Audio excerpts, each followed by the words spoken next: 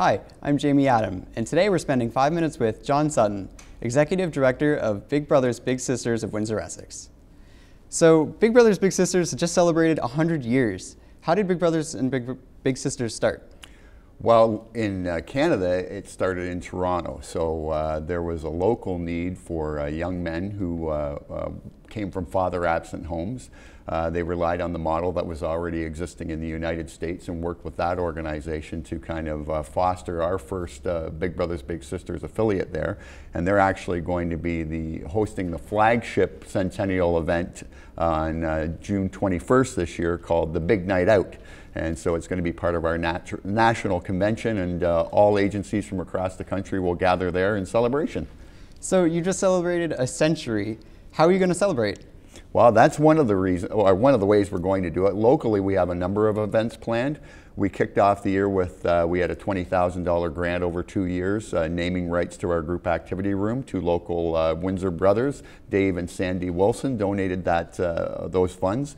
And so we kicked off that event recognizing all of our sponsors, but specifically for the naming rights of that activity room. We're going to have another event in April specifically towards our volunteers and recognizing the great things that they do.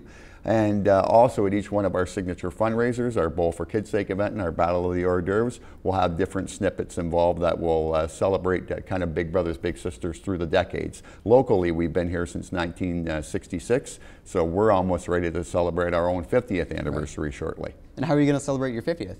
Well, that's still in the works in terms of the number of events that we're going to plan. We've got a couple of things in the works, but nothing definite yet. But I think one of the ways to do that is certainly to promote the work that we do and put the focus on the kids that we serve, and also our volunteers who do so much for the community, you know, through their daily selfless acts. So that's really kind of the focus we'll take.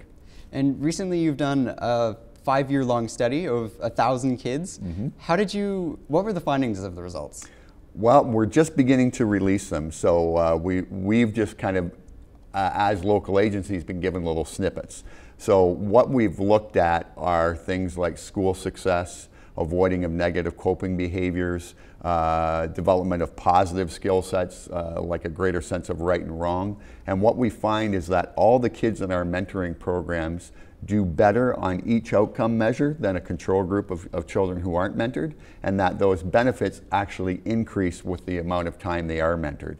So preliminary results are showing us that girls go on to greater success in schools. Boys come to believe that success in school is more important. They develop that better sense of right and wrong. They're more apt to avoid bullying behaviors. They're more apt to not be affected by negative peer pressure. So the list is really endless, and we're looking forward to more announcements as the year progresses. And 5 years is a long time, and 1,000 kids is a lot of kids. So how did you collect the results? Well, what we did is we engaged the services of a national firm named DeWitt, who do these types of longitudinal studies.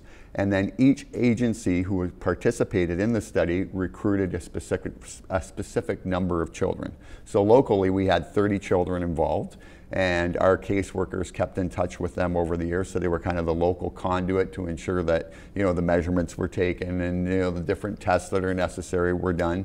The great thing about it is it's not just a local study, but it's an actual national study across that 5 years. So it really shows the benefits across the country. Who's eligible to be mentored?